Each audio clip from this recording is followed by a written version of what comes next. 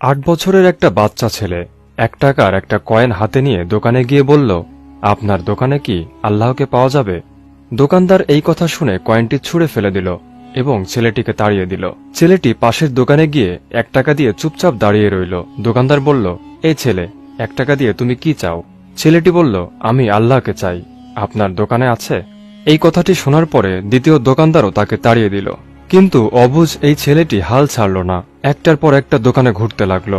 ঘুরতে ঘুরতে 40টা দোকান ঘোরার পর এক বয়স্ক দোকানদার জিজ্ঞেস করলো, তুমি আল্লাহকে কিনতে চাও কেন? কি করবে আল্লাহকে দিয়ে?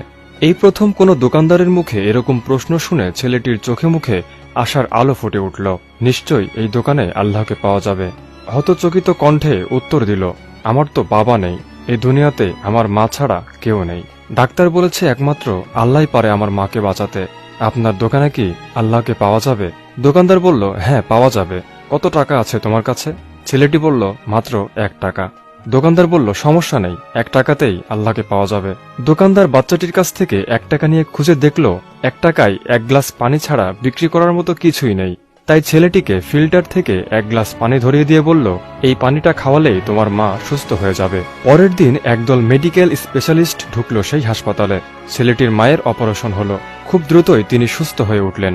ডিসচার্জের কাগজে হাসপাতালের বিল দেখে মহিলার অজ্ঞান হওয়ার মতো অবস্থা।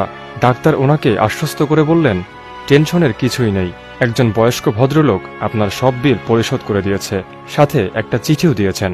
মহিলাটি চিঠি খুলে পড়ে দেখল তাতে লেখা, আমাকে ধন্যবাদ দেওয়ার কোনো প্রয়োজন নেই, আপনাকে তো বাঁচিয়েছেন স্বয়ং আল্লাহ তাআলা, আমি তো শুধু ওসিলা মাত্র।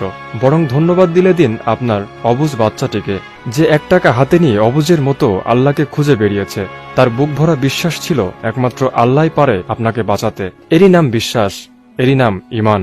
আল্লাহকে খুঁজে পেতে কোটি টাকা দান খয়রাত করতে হয় না, বিশ্বাস নিয়ে মন থেকে খুঁজলে 1 টাকাতেও পাওয়া যায়। প্রিয় দর্শক, আসুন না আমরা এই রমজান মাসে এই মহামারী থেকে বাঁচতে মন থেকে আল্লাহকে খুঁজি, তার কাছে প্রার্থনা করি, তার কাছে আমরা ক্ষমা চাই। মহান আল্লাহ তাআলা যেন আমাদের সবাইকে ক্ষমা করে দেন।